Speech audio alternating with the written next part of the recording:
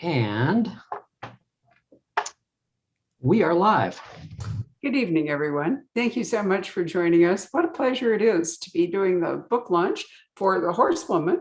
And I'm going to have to ask, because I think I know the answer, but in case I'm wrong, is this the first collaboration between you and Mr. Lupica, Jim? This is the first, but not the last. Wonderful news. Well, a question I've been wanting to ask you, but let me just pause and say, I don't think I need to introduce James Patterson, or I could go on for hours about all his awards and successes and all the wonderful charitable things he does. And Please do. Thank him for for the support that he shows for independent bookstores and booksellers every year with his very generous grants, which are fabulous. He came to us from advertising, which I've always remembered. And Jim, you've really been brilliant at applying, I think, so much of what you knew as a major figure in advertising. Don't bring up that advertising thing. As I've said before, I've been clean for 30 years now. Come on, Barbara. Nevertheless, you introduced techniques to bookselling that I think really revolutionized it in lots of ways. I've always been extremely impressed by them. I should say that Mr. Patterson was awarded the 2019 National Humanities Medal, and the National Book Foundation has presented him with a Literarian Award, which I hadn't heard of before, but yay, for outstanding service to the American literary community. He's also won an Edgar and 9 Emmys. Mike Lupica is a veteran sports columnist, and we've gotten to know him very well over the last few years because among all his other talents, he's also writing in the Robert Parker universe. He's a member of the National Sports Media Association Hall of Fame. He's been a panelist on ESPN, The Sports Reporters, and he's written 16 New York Times bestsellers, and he's hilarious. Damn. He is so funny. One of the things I've loved working with Mike this year, and he has other cool friends besides James Patterson, and one of them is Carl Hyacin. So what Carl said about, where did I find it? I think I quote, here we go. He says, Carl Hyacin writes about The Horsewoman. It's a natural for famed sports writer Lupica to pair up with Patterson for more than a thriller. It's an eye-opening ride through the high-stakes world of equestrian show jumping. Patterson and Lupica make a great team, riding at full gallop and with faultless timing of the lives of 3 fearless women connected by blood, competition, and a passion for fast horses. Now, he doesn't mention the absolute shit that you two created as the villain in this book, but I would like to say that Mr. Gordon ranks right up there as somebody I was hoping would ride for a fall. Which one of you created Mr. Gordon? We create everything together. We know him, though. We know him. He's a Palm Beacher. You mean he refers He's to a real guy. Yeah. Yeah. We're not gonna reveal who he is, but Well, yeah. one of the things I learned, Jim, reading this book is that a real Palm Beacher refers to it as the island. So that's for the really big group at Palm As Beach. opposed to West Palm, where Mike lives, which is kind of. No, that's just simply not true. That's not true. For what? We write fiction. So one of the things that will immediately catch your eye when you get your copy of The Horsewoman, and I want to mention also that Jim and Mike have very kindly signed book plates together. So in one book plate, both signatures, which come with all of our copies, in case you want to order one, is the dedication that Mike makes. He says, this book could not have been written without Taylor and Hannah Lupica, mother and daughter, whose love for show jumping and for each other informs every page of our book. So I guess a question, Mike, for me, and it was one I've never really asked Jim, because you do so many projects, Jim, with so many different authors. Do sometimes authors bring them to you, or are they all generated by you? Pretty much everything starts with me. I mean, Mike and I, we actually met in a bar, and we were going to talk about stuff. And here's the funny story. We just sat down in the bar, and this woman comes running across the bar, and I think her name was Sharon. And she's like, got this beatific smile on her face. And she goes, you are my favorite writer. I love you. I read everything that you've ever written. But she's talking to Mike. And I don't even think she knew who I was, which is so insulting. And then after she leaves, Mike called his agent, Esther Newberg, and told her the story about what had just happened. And then he called his friend Larry David and the same story. And then when he's done calling people, he looked at me and he said, you need me. So, that's how we got together. It was kind of like that. Yeah. Hey, by the way, Barbara, he says, I think her name was Sharon. No. He knows her name was Sharon. It's burned into his memory and his imagination. And he's only brought it up, I don't know, 500 or 600 times. I have nightmares. I have nightmares about Sharon. You know, there was another quote, which is interesting. And you mentioned Mike's wife and his daughter, Louise Penny, who's a wonderful writer. And she said, I thought this was kind of sexist, but it's wonderful. She says, Patterson and Lupica managed to get deep into the world of high-level show jumping, and also incredibly for two men, how could she say that? Deep into the lives of 3 generations of strong women.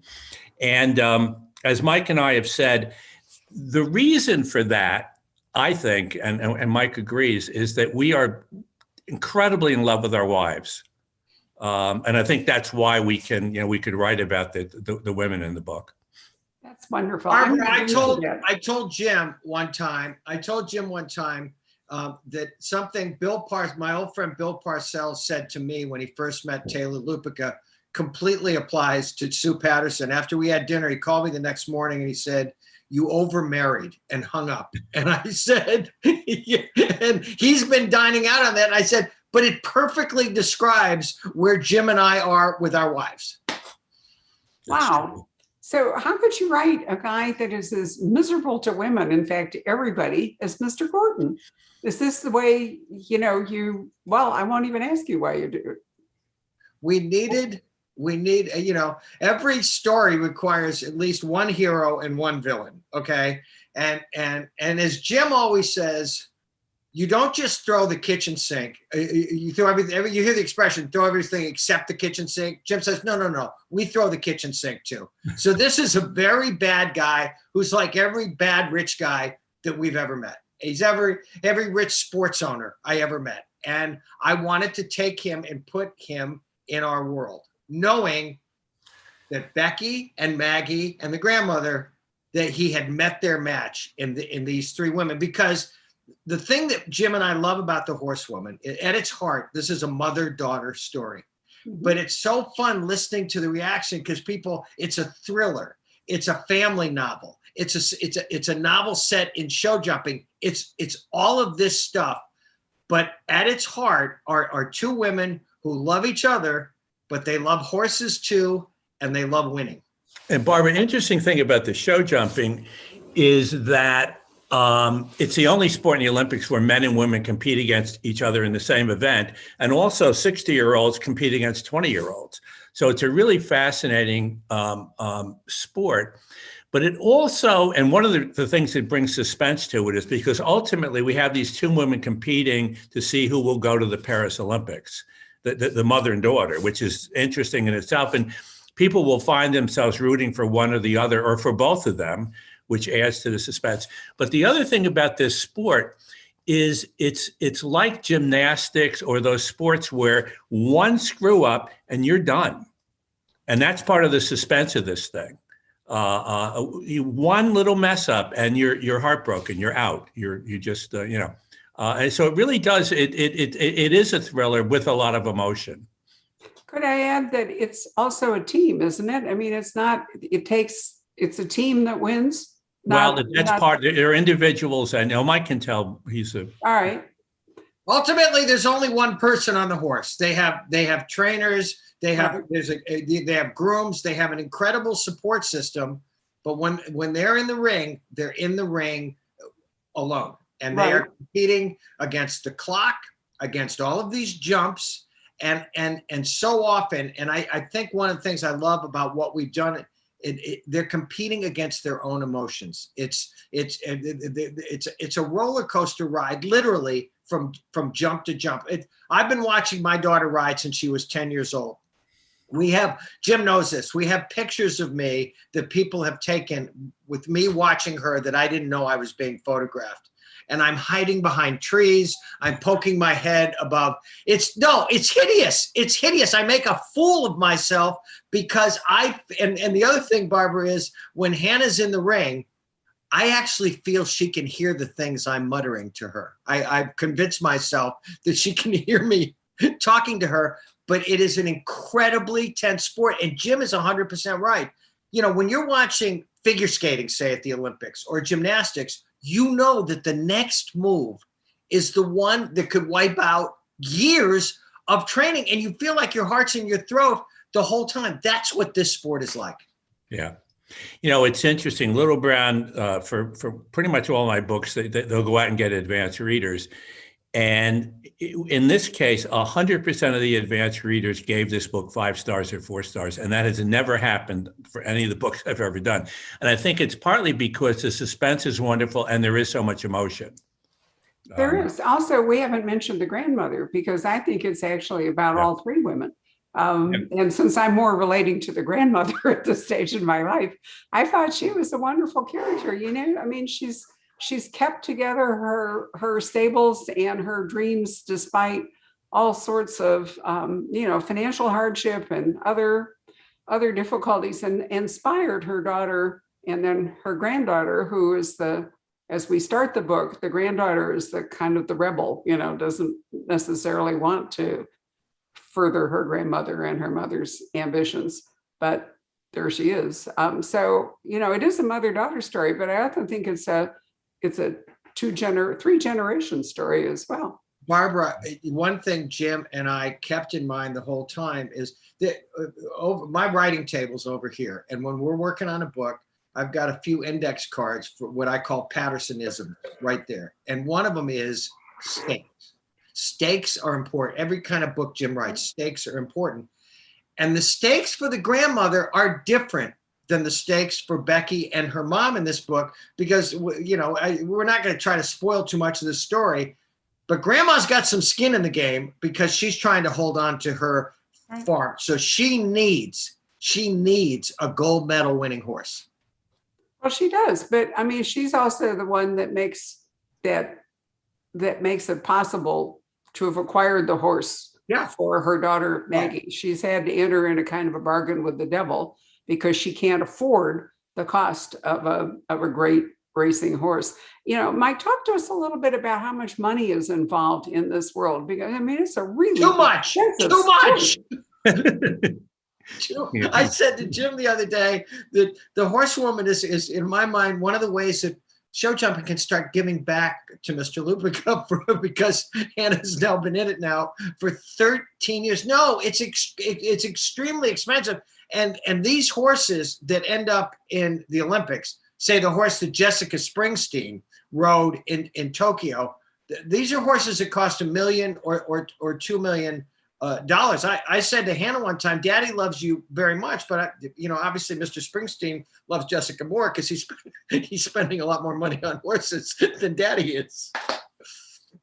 Well, I don't think that's fair. I mean, I assume you would if you could, but Barbara, the thing is, the horse, you as great a rider as you can be, you got to be a horse. It's like in thoroughbred racing.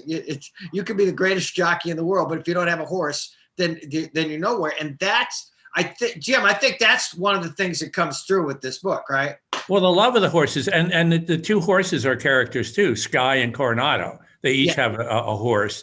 And in that respect, there's a little of the Horse Whisperer, which I loved as a book and a movie in this thing. And even on some level, Seabiscuit. The horses are real characters, in real characters.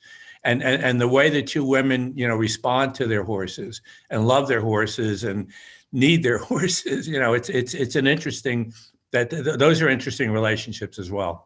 So it's not a single rider. In fact, it's the rider and the horse together that are the competition. If the horse isn't up for the rider or the rider isn't up for the horse, that makes it different than an ice skater. I mean, if you're an ice skater, you're out there, or a diver or whatever it is, it's just you, right?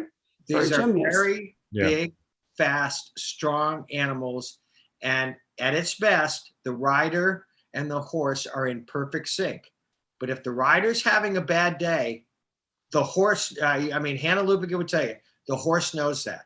And often it is not horse error, it's pilot error that can be the difference between winning and losing. And it's part of the drama of the sport. Again, every jump could be a disaster, or it could be triumph. Well, and the Olympics are a tough grading system, but You're speaking to a woman who has read every Dick Francis book, whether written by Mary or Dick is not really the question. So, there's a lot you can learn about horses, but I think yours is a more vivid the relationship between the rider and the horse, I think is very powerful. And I don't remember Dick writing about it, or Mary as it was, in quite the same way. I mean, he wrote thrillers too that were based on horses or other things. But I had actually, it's so interesting for me because my roommate, I went off to Stanford when I was only 17 from Chicago, and Palo Alto was like a whole foreign world to me. And even more interesting was that my roommate from Monterey, whose father actually did have that kind of money, brought a horse and stabled it at Stanford. And she was interested in the Olympic trials and in fact rode in the Olympic trials. And so, every day she would put on the whole gear and down to the stable and the whole bit. And I was just enthralled by that. It was the first time I'd really encountered the horse world. It was dressage that she was, I think, so good at. Are all Olympic events dressage, Mike? No, there's the jumping events that my daughter is competing in. That's what Jessica and Laura Kraut and the rest of the American team did in the Olympics. And it's funny.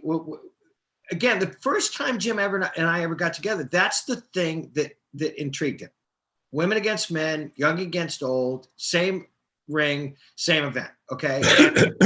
We had started talking about baseball and football and whatever, and then Mike started talking about his wife and daughter and the horse race or the horse world, and I said I find that more interesting. And we originally were thinking maybe as a young adult, and then I said, no, I think this is really an adult novel. I think we can really do something. And there's love interest in this. There's a wonderful trainer, and there's a phone. That must be, who would that be? President Clinton? Sorry about that. No, it's mine. Sorry. We've got immigration. We've got a love interest. We got a cool dad lawyer who's kind of a superhero. Yeah. And a character. Jim read a long piece about Kevin Babington in the Times. It was a writer who was paralyzed in a very bad accident. And what were we, about halfway through the book? And we had a trainer, and I don't think this spoils anything. Gus Bennett is his name.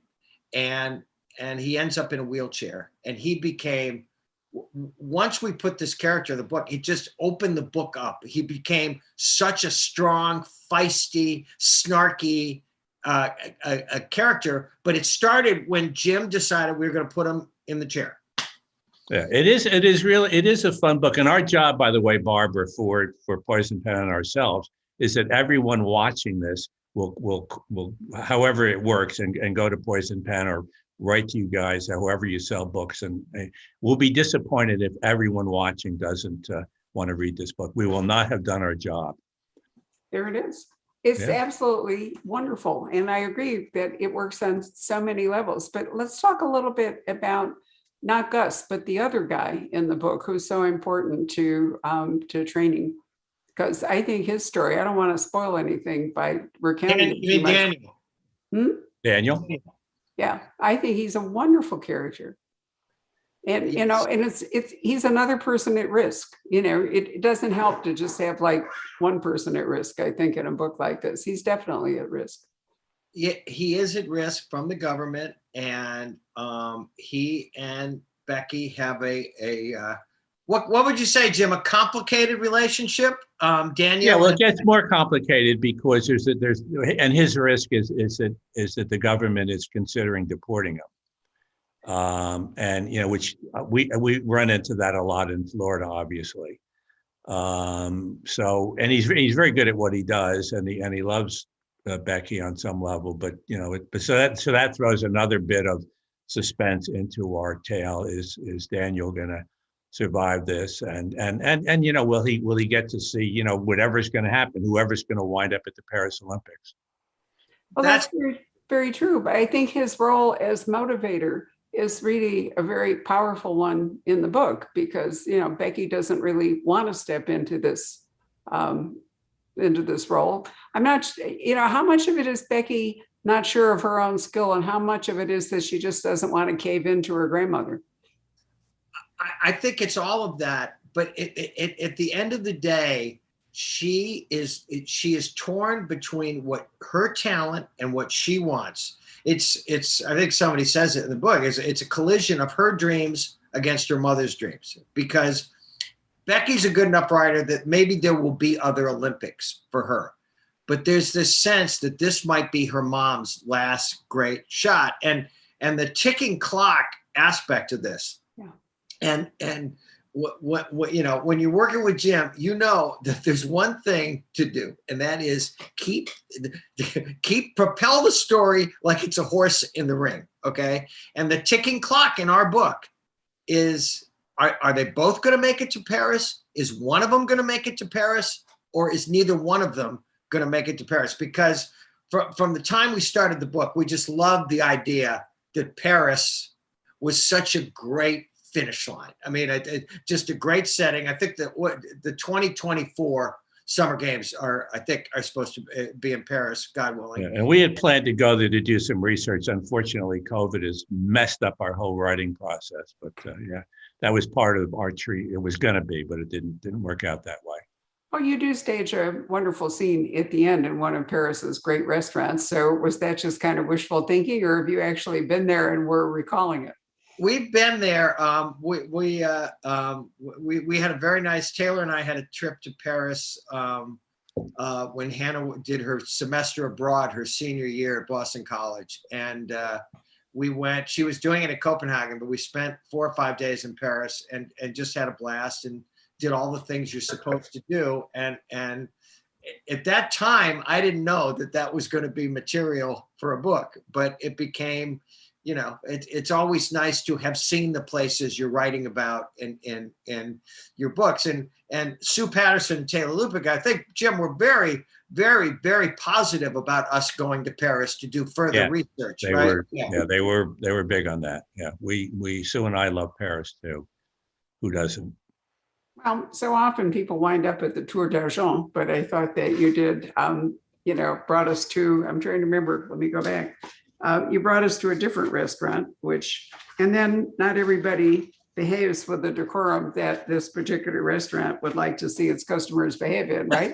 So did you behave like that, or did you was that wishful thinking, Mike? No, you kind of want to act up in some of those restaurants, but you hold it in.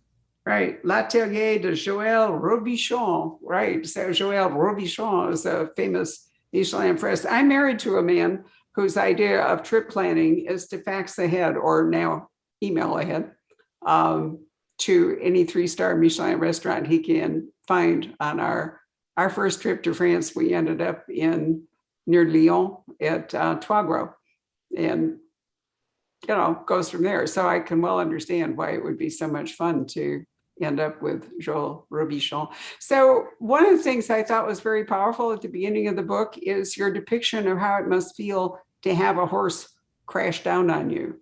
Yeah. I hope, Mike, that actually isn't an experience that your daughter has had. It is not, Barbara. I mean, she's crashed into jumps. You know, everybody has their collisions with the course at some point.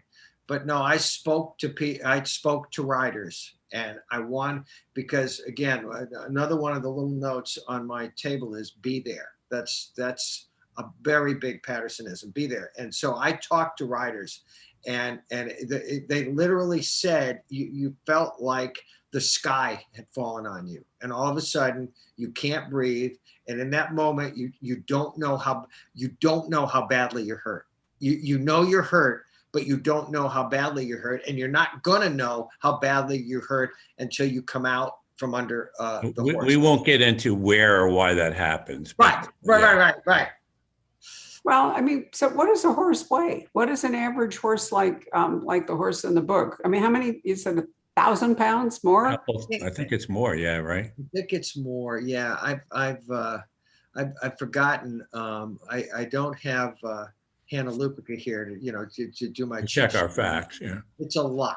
It's a lot. It is a lot. So you would feel like the sky had fallen on you if you were under. And I thought it was particularly interesting that you said that the hardest part was to try to breathe with this weight on you that, it reminds me, what was that old torture, where they used to put, weights on your chest, Elizabethan torture, so gradually you suffocated. And I thought, wow, this is kind of an accidental version of that. This is not a gory book, may I just say, that there are no scenes of outright torture or maiming or whatever it all is. But I wanted them, but Mike wouldn't go along with it. well, you do have to imagine what it would be like to have this horse fall on you. Right. So without telling too much, very early in this book, it's fair to say, Jim, there's an accident that informs everything that happens going forward in the book. Well, it's right at the beginning. I didn't think it was a spoiler. And a horse, one of our riders goes out for a trail ride one day, and the horse comes back without her.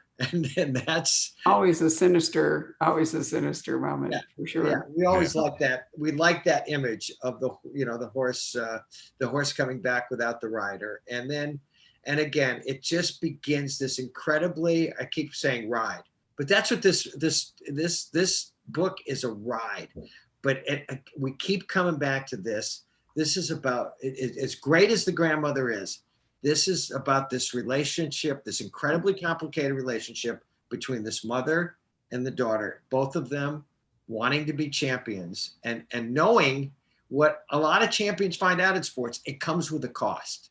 And as you said, Barbara, it is a combination of, like with Becky, about part of it is she feels this is her mother's time, and part of it is she's afraid. Yeah. She doesn't know. She doesn't know how good she is. And I'm not sure that she is really motivated to find out until she has to. And her mom has come close to the Olympics in the past. She's had heartbreaking moments coming close to the Olympics and not making it. One time. Well, actually, my Sue, she's a swimmer, and Sue went to the Olympic trials twice. My Sue. So she's got that Olympic dream as well. And, she was a 4-time All-American swimmer at Wisconsin. So she's big on the whole sports side too. Yeah. Your timing is interesting with the Winter Olympics coming up in Beijing and all the, questions surrounding it about health protocols and who's sending who and whatever. I'm glad that you projected this one ahead to Paris in 24, so you don't have to think about that. Let's talk for a moment about how you tell this story, because you have multiple points of view, which I thought are really fascinating. And I think I counted at least 6.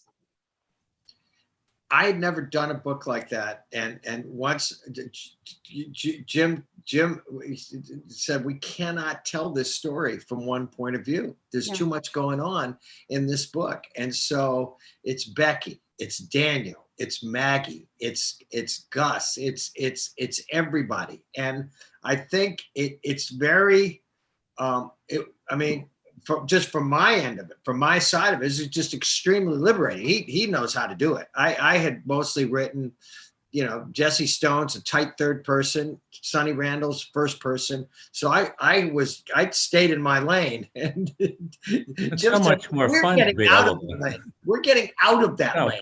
We want to know the rules and then break them. Well, I think the story works because you are inside the head of so many people as you go, even the evil Mr. Gordon, and being inside his head reveals to you that he doesn't actually think he's evil. We're watching movies all the time where it's going from one point of view to another and following a character, and I think I think the book flows nicely. You don't get lost, and the drama, and that's a big thing with us about transitions. Mike and I just had a big talk about transitions with Taylor involved. Why did you tell? No, we won't get into that one. That's another book. But that's a big thing in terms of keeping a book flowing, keeping the drama going, keeping the ride, and we do want it, right from the beginning. I mean, this book takes off like a fast racehorse would, and it continues that way all the way through, I think. I think it does too. And I think because you're telling it from different points of view, there are things that we, the reader, knows reading those different sections that the other characters don't necessarily know.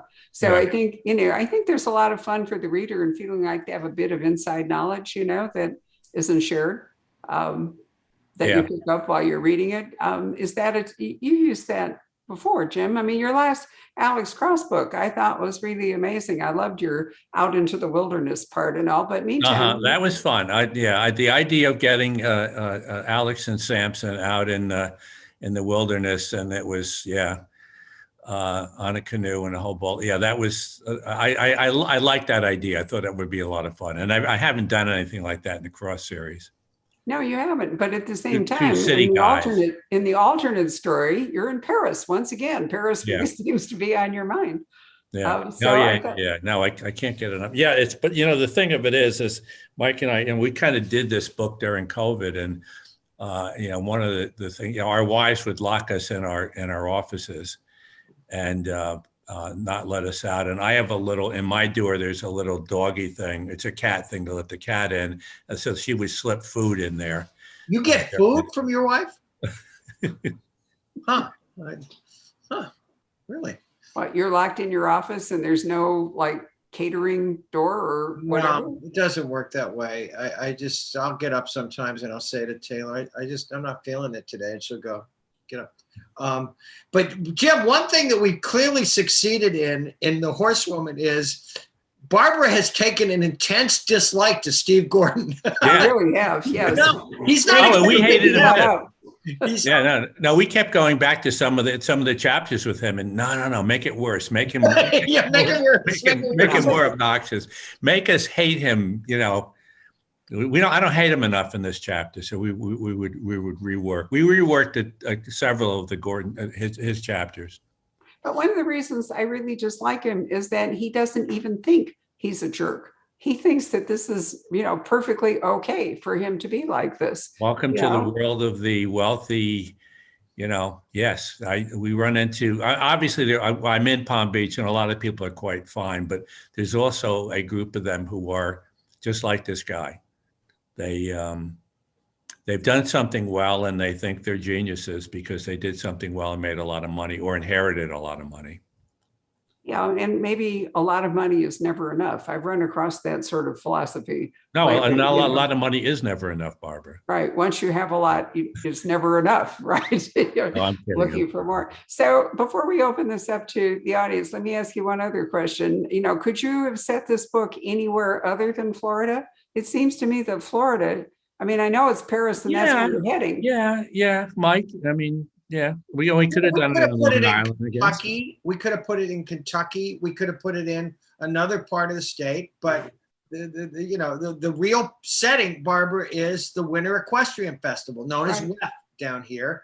And where I'm sitting, I could ride my bike there. So I literally watched my daughter grow up at this particular competition. And so to me, it was like if I was writing a baseball novel, it would have been like setting it at Yankee Stadium because it's a fascinating crowd. Bill Gates's daughter competes down there, and Bloomberg's daughter competes down there, and Jessica Springsteen competed down there. So it's a fascinating world. And there's polo also out where Mike is.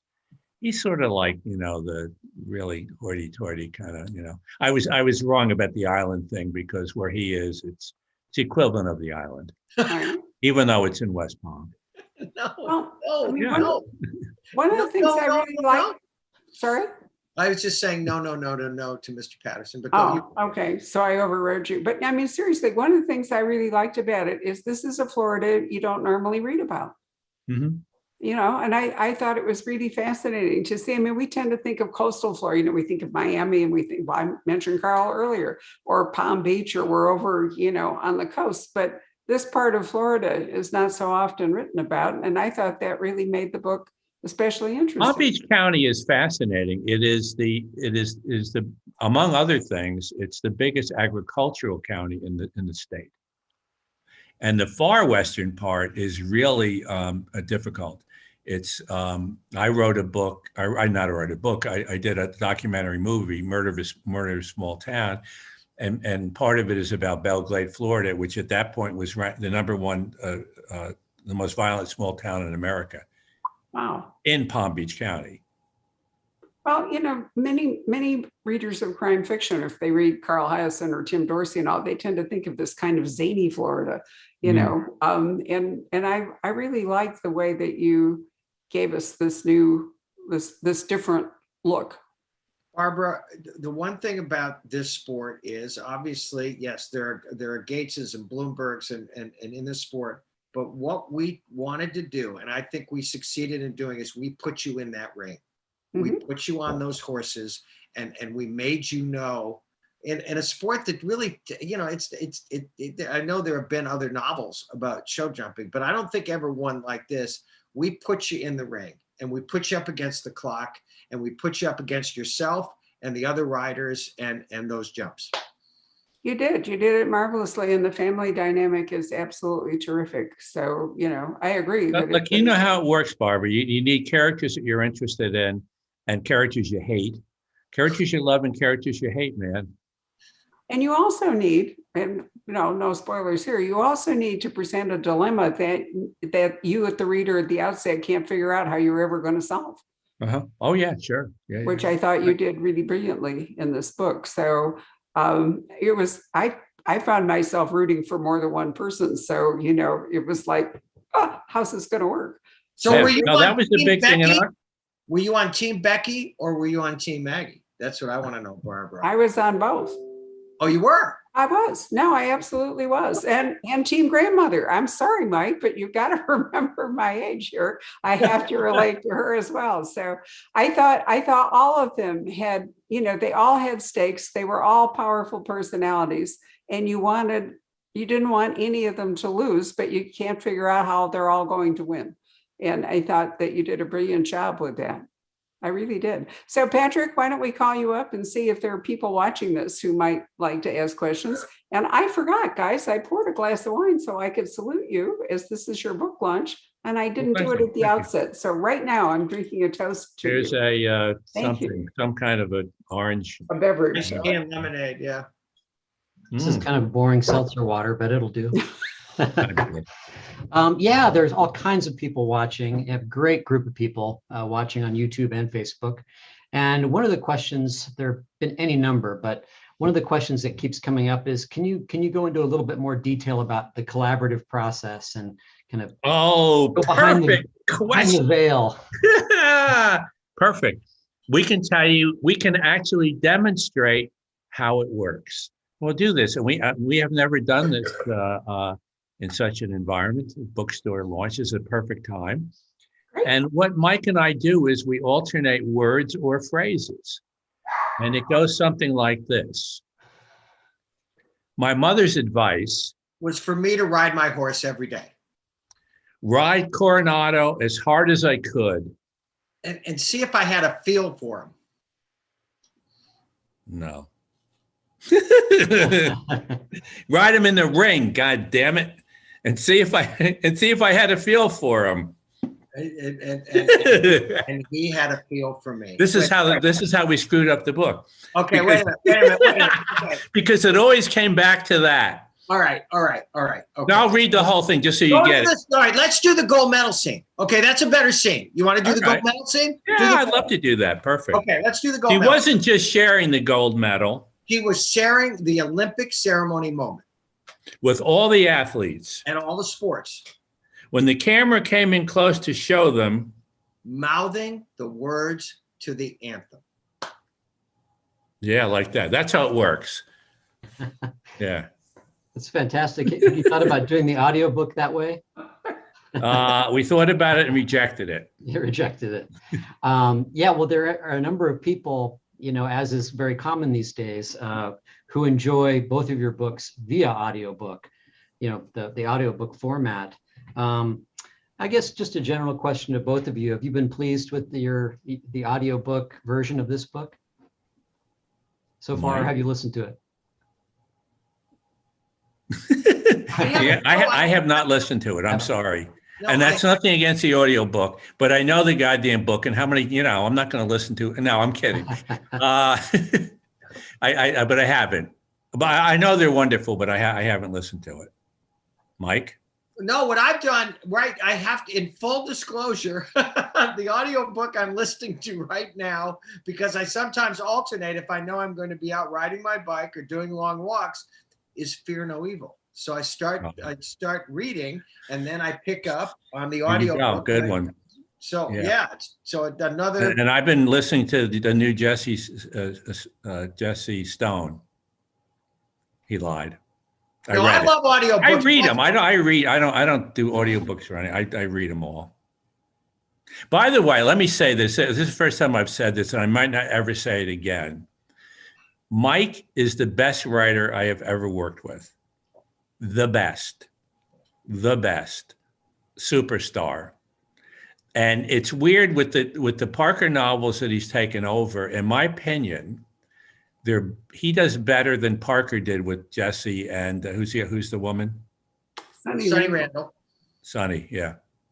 I think his Sonny is better than Parker's. Now we'll see what happens with Spencer. That's the hard one. But, yeah, the first. Are you going to write all of them? No. It was. I have passed the torch on Sonny Randall to Allison Galen, Barbara. Right. And I'm going to keep Jesse. I just started a new Jesse, and then my first Spencer will be written in 2022 because Ace has moved on to other projects. Well, on January 21st, we are going to host Ace here at the store for the 50th Spencer and his last and 10th Spencer. So it'll be interesting. No, he's a great guy. I love Let him. me just say this. And I believe me, if you were around Patterson and I for 5 minutes, you will know that we are not in the business of blowing smoke at each other. Quite the contrary. or any kind of compliments. The trash talk is endless, whether it's at dinner or on the golf course. Barbara, this experience has been a blast for me. And I tell people all the time, it has been a master class in storytelling and how to move a story forward in a way that does what Jim says you must do, which is imagine yourself telling a story to somebody at a table and not wanting them to get up and walk away. We've talked to many authors who have written with Jim, and all of them say that. And Jim, I was really pleased to see David Ellis's A Book of His Own coming out this summer, because I know that he's written quite a few with you. Yeah, And, David's great.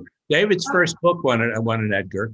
It First did. novel. Yeah. And Mark Sullivan, I know you left a serious mark on him, and he's gone on to, to do other serious things. mark But on Mark. clearly the authors that you have worked with have learned wonderful, Andrew Gross. wonderful Another things. one. They learn nothing. Learn nothing. They'll go out and make the same mistakes they always made. It's ridiculous. No, they're all wonderful. I love them all. I tell you what's coming, Bob. I'll get over this really quickly, but coming in June is my autobiography, and I take them all to task. I saw it, and you know what I loved? I loved the cover because I had to look at it twice to see if that was really you.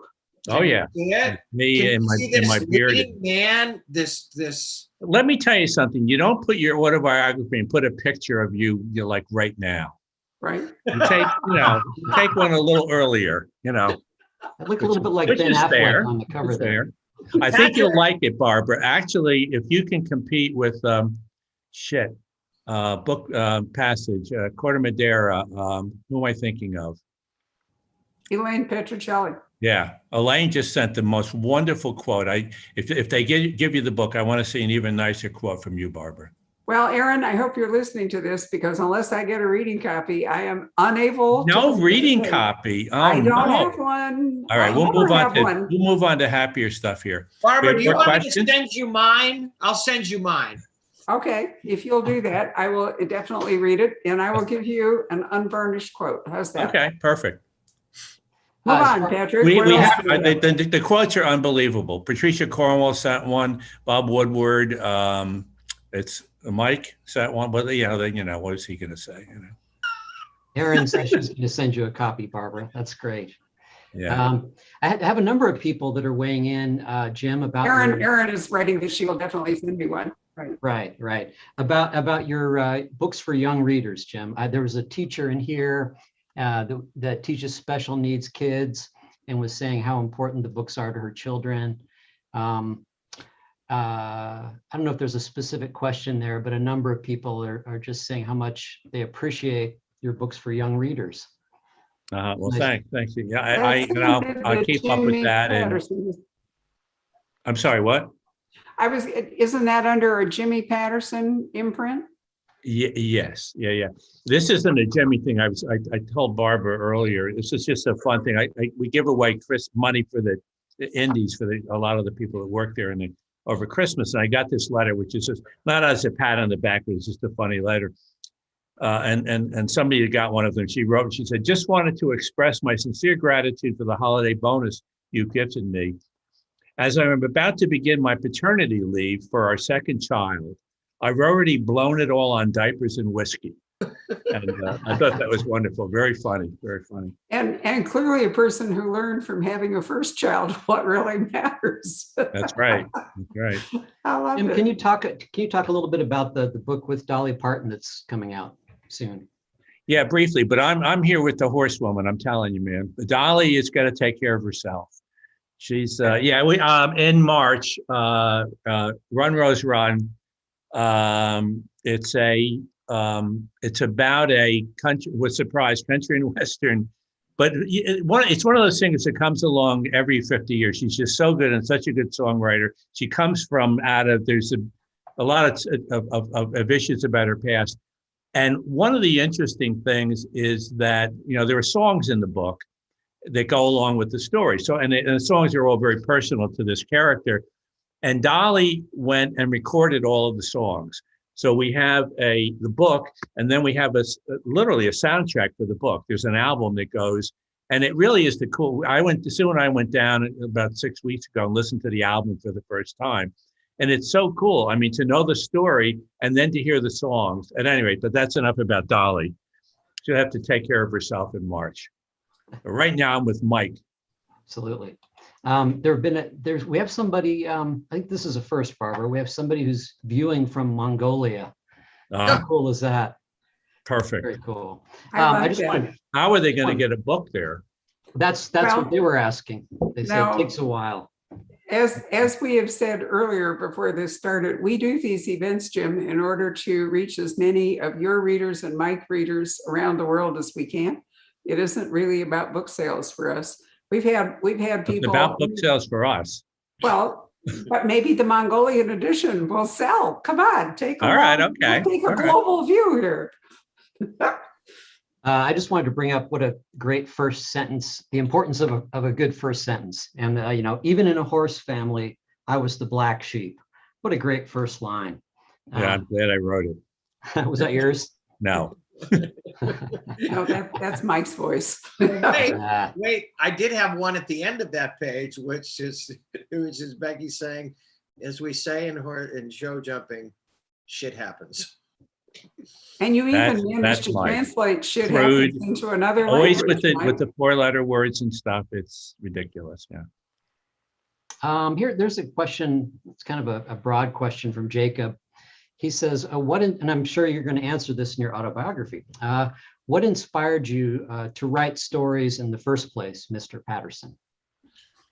I grew up in the woods up in upstate New York, and I used to go, there weren't a lot of kids around. I would wander through the woods just telling myself stories. And then after I spent time in a mental hospital because I was schizophrenic. And I just liked writing the stories. And I actually did work in a mental hospital, and James Taylor was a patient there, and Robert Lowell, the poet. And when I was there, I worked a lot of night shifts and started writing stories, because mostly people would sleep. And I don't know, somebody said you're lucky if you find something you like to do, and then it's a miracle if somebody will pay you to do it. So at that point, I just knew I loved to do it. So, yeah. Well, let's ask Mike how he became a sports writer. I mean, you're such a fabulous, I love your writing, whatever you're writing, but why did sports attract you, Mike? Barbara, I started writing about sports for the school paper in high school. I got to Boston College and I was a freshman, and I had written 3 columns for the school paper, The Heights. And somehow one of those columns showed up on the desk of the sports editor of the Boston Globe named Ernie Roberts. And he called me up, he got my number, and he called me up and he said, we were wondering if you'd be interested in writing a piece for the Globe. And I'm thinking, no, I'm extremely busy, Mr. Roberts. Yes, I would like to write a piece for the Globe. I wrote the piece for the Globe. They put it on the front page 2 days later. And from that moment on, it was clear what I wanted to do. And fortunately, I've been able to do something I love. And it's a good thing because I really have no other skills, Barbara. You know, if the writing thing goes Sure south. isn't golf, I'll tell you that. Yeah, and I never counted television, Jim, because if I can be on a TV show that long, anybody can. But no, Bill Goldman said something to me once. All I ever wanted to do was tell my stories. Jim feels the same way. I grew up in upstate New York. We both went to Catholic colleges, and I guess it was inevitable that we were going to hook up at some point along the dusty old trail. Well, how fortunate we are that you managed to do that. I love it. Is there anything else, Patrick? Yeah, let's see here.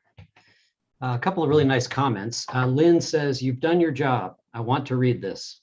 Way to go, Lynn. Yeah. Marie says, "As an Olympic athletic trainer, I'm really enjoying hearing about your daughter's team, an inspired idea for a thriller." There are a number of horse riders and trainers who are weighing in. One is asking, Mr. Patterson, how much horse riding have you done? None. None? Zero. I think I was a child. I think I rode a pony once. Our son, we have a picture of our when he was a little kid, and he's on a pony and I'm right by him. And he's such a little, he's so careful. He's got one hand holding onto the saddle and the other hand is holding onto me.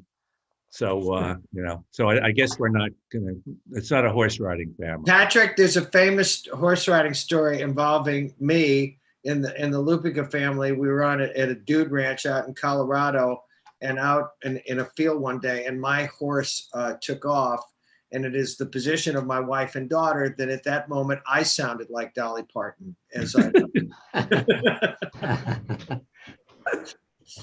Well, you survived. That's the key part. Yeah. Let's see. Another teacher, Helene, I think is the name. What inspired Mr. Patterson to write I, Funny and the follow-up novels? And the setting, Brooklyn, Coney Island. My students would love to know what inspired him. I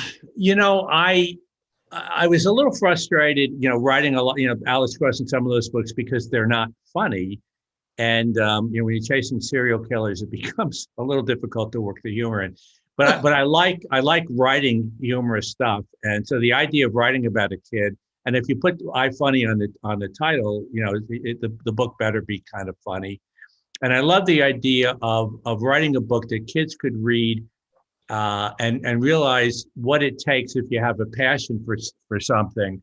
And what happens in that book is the kid, he wants to be a stand-up comedian. As it turns out, he can't be one.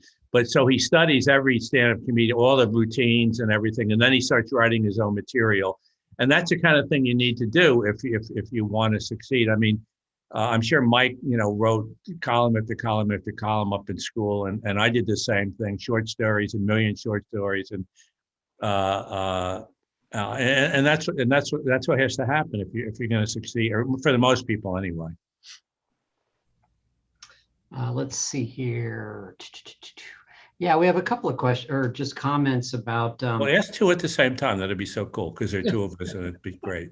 I'll just truncate them all. Yeah, a lot of them are just are thanking both of you for helping them get through the last couple of years, with your work, and that's something we hear a lot from people that are watching our programs. Just Sure. How much books have meant to them during this period.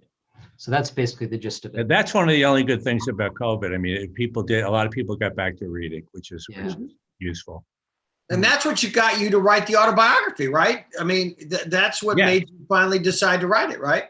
That's exactly what happened. And I just started writing. It's just story after story after story. It's not the usual kind of autobiography.